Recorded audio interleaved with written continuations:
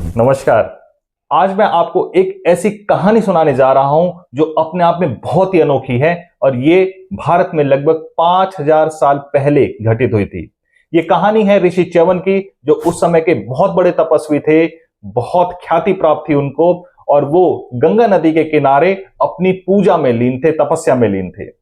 उसी दौरान जब वो इतने टाइम तक तपस्या करते रहे तो उनका शरीर खत्म होने लग गया था।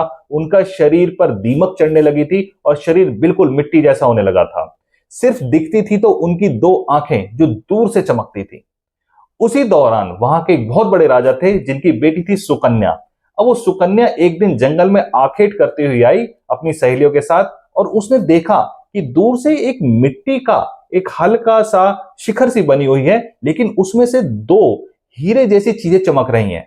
अब कौतूहलवश उसने क्या किया कि उनको निकालने की कोशिश करी, और जैसे ही उनको निकालने की कोशिश करी वहां से तुरंत खून बहने लगा।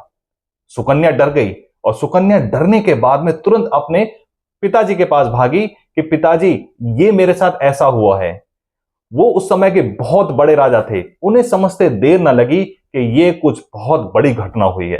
वो अपने पूरे दल बल मंत्रियों के साथ में वहां पहुंचे और सच में देखा कि वहां पर उस हीरे जैसी चमकने वाली चीजों से खून बह रहा है। वो परेशान हो गए। उन्होंने उस दुख के साथ में वहां पर जो ऋषि च्यवन थे उनसे रिक्वेस्ट करी कि प्लीज आप हमें बताइए कि ये क्या है, हमें समझ में नहीं आ रहा है। तब ऋषि च्यवन ने अपनी आंखें खोली और उन्होंने बताया कि मैं ऋषि च्यवन हूं और मैं तपस्या में लीन था। अब राजा घबरा गए। अब वो कहने लगे कि मैं इस क्षमा की याचना कैसे करूं।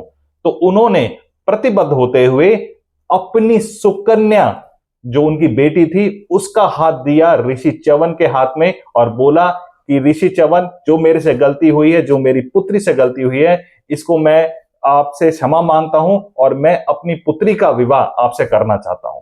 अब उस समय ऋषि च्यवन का जो शरीर था वो बहुत ही जीर्ण हो चुका था, खराब हो चुका था, लेकिन उसके बावजूद भी उन्होंने उनका अनुरोध स्वीकार किया और वो पति पत्नी बन गए। अब पति पत्नी बनने के साथ में जब उन्होंने देखा कि इनका जो शरीर है ऋषि च्यवन का, वो तो अब बिल्कुल खत्म हो चुका था, लेकिन वो तपस्या में लीन थे, तो इसमें क्या करें।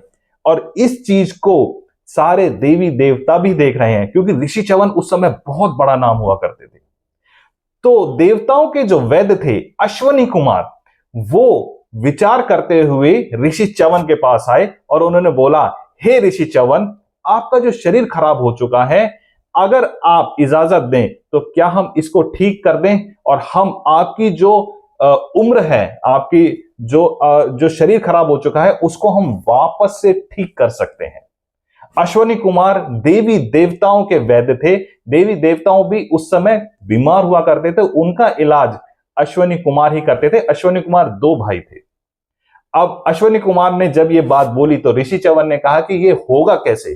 तो अश्वनी कुमार ने बोला कि हम आपके लिए एक ऐसी औषधि का निर्माण करेंगे जो आज तक बनी ही नहीं है। तो अश्वनी कुमारों ने लगभग 40 से 45 औषधियों को मिलाकर एक औषधि का निर्माण किया जिसका बेस था आंवला, और वो दिया ऋषि च्यवन को, और ऋषि च्यवन ने खाते ही वापस से उनकी उम्र वापस आई, वापस से उनका शरीर ठीक हुआ, और उस औषधि का नाम रखा गया च्यवनप्राश। जी हां, ये वही च्यवनप्राश है जो आज भी प्रासंगिक है और हर घर में लगभग मिलता है। यही वो च्यवनप्राश है जो इम्यूनिटी स्ट्रॉन्ग करता है, जो रसायन का काम करता है, और जो आपकी बॉडी की वाइटलाइजेशन को इंप्रूव करता है। तो इस तरीके से ऋषि च्यवन ने की वजह से च्यवनप्राश का निर्माण हुआ। और अक्सर आयुर्वेद में ये क्वेश्चन भी आता है कि च्यवनप्राश किसने निर्माण किया। तो हमारे जो पढ़ने वाले बच्चे हैं वो भी कई बार कंफ्यूज हो जाते हैं कि ऋषि च्यवन ने च्यवनप्राश का निर्माण किया। नहीं, ऐसा नहीं है। ये निर्माण अश्वनी कुमार ने किया था, लेकिन ऋषि च्यवन के लिए किया था, तो उस वजह से इसका नाम च्यवनप्राश रखा। है ना बड़ी इंटरेस्टिंग स्टोरी। कल मैं आपको बताऊंगा चीन के एक बहुत बड़े योद्धा की स्टोरी, जो मरते मरते बचा था, और लेकिन चीन में भी पारंपरिक चिकित्सा होती है, तो कैसे उसको ठीक किया गया और उसके बाद में उसने बहुत बड़े युद्ध को जीता।